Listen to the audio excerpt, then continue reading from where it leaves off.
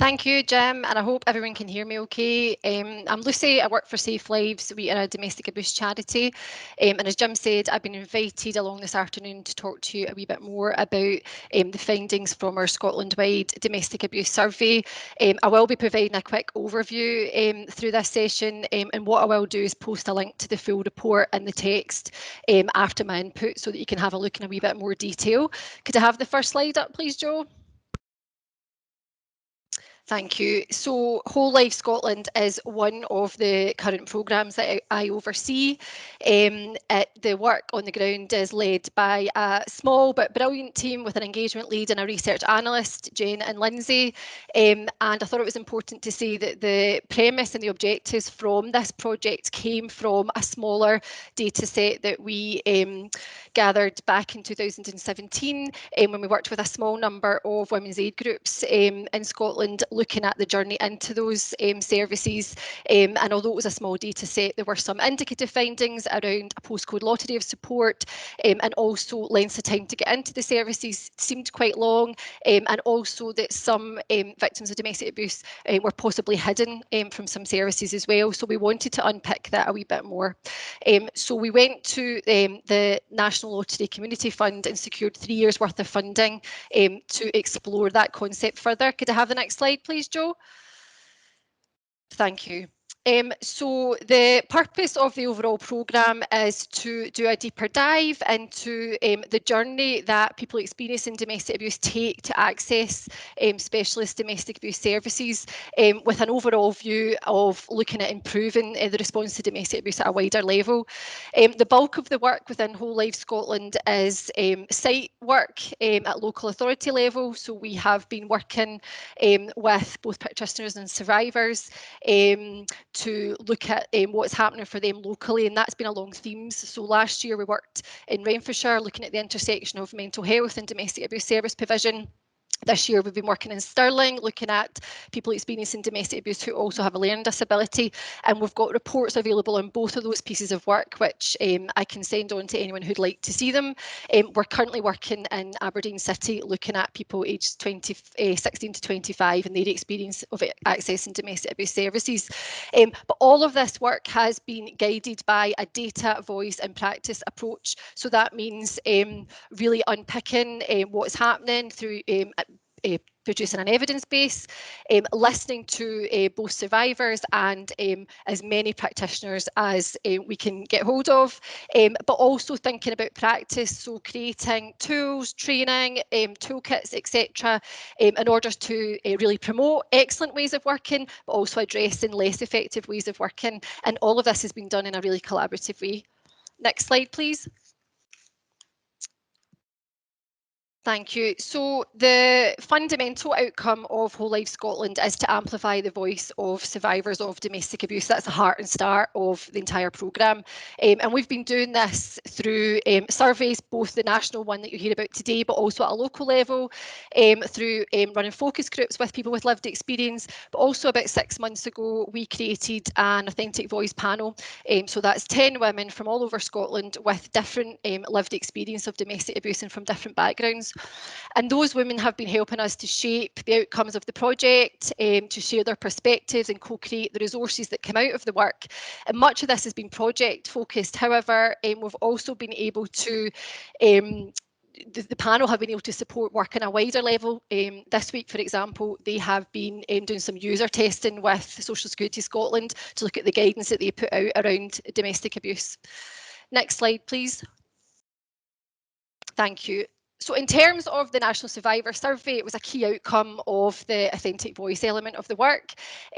We wanted to hear how adult survivors of domestic abuse sought support and how they got into specialist domestic abuse services. It wasn't a critique of the service that they were given, but it was more about the journey that they had to take to get there. And we wanted to hear from both people who had reached those services and ideally those who hadn't.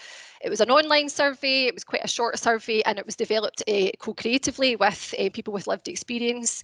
It opened in December, so this time last year, and we kept it open until March this year. And it's really important for me to stress that the survey closed just weeks before coronavirus darkened all of our doors. So we cannot say that the findings reflect the impact of the pandemic. However, I would argue that the findings are as valuable, if not more valuable now, as we look to rebuild our systems going forward. So the process for distribution was we shared the survey through our networks, we had a social media campaign, and we also shared it through the community using QR code posters that you can see an example of there. And when we set out with the survey, we aimed to reach 200 people. We were amazed to finally get 246 responses over the course of the survey being open. I'm only going to talk about 279 of those responses today. The findings from the prison and the easy read responses are contained within the report, so you can see them for yourselves. The 41 online responses I won't talk too much about today, but they were from people who hadn't experienced partner abuse themselves, but just like Jim described earlier on, many of them had experienced domestic abuse as a child and wanted to reflect on those experiences, and others just had an opinion about service provision. So we've captured that in the free text responses within the report, but I'm going to talk about the other 279 and the quantitative data that came from that. Thank you. Next slide, please. And just a bit of a trigger warning, I will use some direct quotes that came from the responses. None of them are particularly graphic, but just wanted to alert you to that. I won't read them out, so you can divert yourself if you don't want to read any of the quotes. But this first slide here just provides a profile of the demographics and some of the key findings. I won't go through them all. As you would expect, of course, the vast majority of respondents were women, and the vast majority of people perpetrating the abuse were men. We were really pleased with the level of response from LGBT people and also those self-identifying as having a disability. We unfortunately didn't get many responses from Black, minority and ethnic women, and that was something that we identified while the survey was live, and we did take some steps, and the 3 of the domestic abuse BME services were brilliant in trying to help us to promote the survey, but on reflection, we recognise we simply didn't do enough, and it is something that we have addressed through our other projects, but we can't say that the survey findings represent the experiences of BME women, unfortunately. Next slide, please. So most of the respondents had experienced 2 types of abuse on average, and for the most part that was emotional abuse, but that did very much depend on people's identity, and you can see more detail about that within the report itself. The average length of time that someone experienced abuse for was 5.5 years, but this was estimated because some of the respondents were currently experiencing abuse. And that's something as well that I want to highlight as one of the caveats of the full data set, is that many of the respondents, the majority, over 80%, described non-recent abuse. And we deliberately wanted to reach people who weren't necessarily experiencing it right now, because what it does is it shows the longevity and the pervasiveness of the experience on them. But it's important that we can't say this provides a current snapshot, but it does show you the impact in the longer term. And the other thing that I should say as well is that whilst we were delighted with the level of response that we got, the quantitative results, we can't say they're statistically significant, so they provide us with a lot of insight, but we can't say that this directly reflects exactly what's happening across Scotland right now, but it does give us a lot of insight into what the picture looks like. And as that quote shows, even for the people who were responding to the survey, they found it difficult to pinpoint themselves how long abuse had been going on for, because they themselves found it quite hard to identify, particularly while it was going on. Next slide, please, Jo. Really interestingly, almost all of the survivors, so 87%, had told somebody about what was happening to them, but it did take a long time to do that. So 4 years was the average, but that was dependent on things like whether they lived in a rural area, that seemed to take longer, but also their own circumstances and their own identity. Next slide, please. As you can see on the table on the left, we have set out who people did talk to. So right at the top of that list, family and friends were more likely to hear about the abuse that was happening to them. But 2 in 5 of the survivors spoke to police, a counsellor, a GP or a lawyer, and you can see under that the other places that people decided to disclose to. The table on the right sets out what concerns people had about disclosing, and as I imagine you would expect, shame and embarrassment is right at the top, but I think it's quite interesting to say that over half of the respondents said that one of their concerns was that they didn't think anyone could actually help them. Next slide, please. We had hundreds of free text responses from the analysis, and the biggest theme that came out of the free text responses in the qualitative analysis was about the need for greater awareness of domestic abuse and the services available, and more proactive response to when they did disclose or to enable them to disclose. So despite telling people about what was happening to them, from the feedback that we got, this didn't seem to always result in appropriate action, which would suggest potential missed opportunity to pick up on what was happening. Next slide, please. So 31% of the respondents had reached a domestic abuse service, and there's absolutely no doubt from the comments that came alongside that of the value of the service provision that they got from those services. It was described as a lifeline to those who accessed specialist domestic abuse service provision. But if you look on the left-hand side, what you'll see is sort of interesting findings with regards to the length of time it took to get there, but also the routes into those services.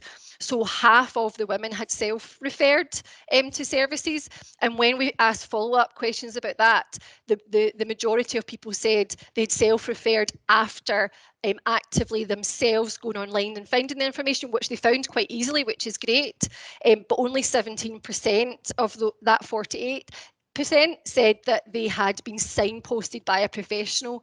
And when you think about the fact that half had self-referred, 25% had been referred by police, well, that only leaves another 25% to be referred in by another route, which again would suggest to me potential missed opportunity.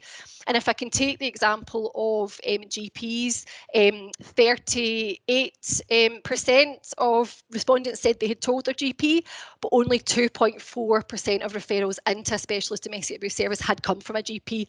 So there seems to be a discord there about when you tell what that then leads on to. Next slide, please. So most of the people who responded to the survey had not accessed a specialist service, and the most common reason given for that was simply that people didn't know what was available to them.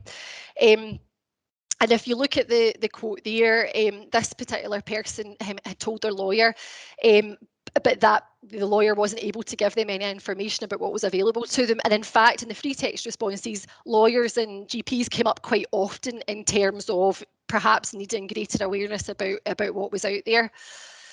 Next slide, please. Thank you. So I've put in 2 quotes which I think capture very well the 2 standout themes, in my opinion, from the data set that we have. The first one is about the need for greater knowledge at a societal level about domestic abuse and the services that are available. But also about more collaboration across different types of organisations. And before we launched, the findings, we took them to our Authentic Voice panel that I described earlier on. And what they said was they really hoped that these findings would ensure that change makers heard the impact of a lack of joined up approaches to domestic abuse. Next slide, please. Thanks, Jo. So on the basis of the findings, we made 4 broad recommendations. The first one is about the importance for everyone to be able to identify domestic abuse and know how to respond to it and signpost appropriately. The second recommendation was about sustainable funding structures to ensure that that lifeline support that was described covers the full range of services for women and children. So in a lot of the free text reports, responses, what came back was women were looking for more recovery type services and more services for children as well. And whilst there was no doubt that the feedback on service provision was amazing, there were quite a few responses about a lack of capacity within those services or not necessarily being able to meet certain needs. Things like if a woman was working, she couldn't access services at different times, etc. So we've made suggestions about sustainable funding around a kind of wider spectrum of services provision. And we mentioned whole family in there because exactly like some of the points that came up earlier on, we need to make sure that service provision also addresses the behaviour of men using abuse, as well as women and children who need to access service provision. The third recommendation is around the services needing to reflect the intersection of domestic abuse with health, physical health, mental health, individual identities, but also things like financial circumstances as well. So just like I said, a lot of women said, well, I was working, so it didn't feel like that, that service was available to me when I needed it. And also we've made recommendations about more integrated services, so tying up expertise across different organisations and different systems, and taking a buy and for approach to that. And then finally, we've made a recommendation around the need for systemic change, and just like Katie said earlier on, that needs to be driven by addressing attitudes, creating systems and policies and resources that have a domestic abuse lens. You know, training's brilliant. I'm a trainer. I think it can do great things with training, but that's just one part of a successful approach to address domestic abuse in a whole systems way. That's all from me. Thank you.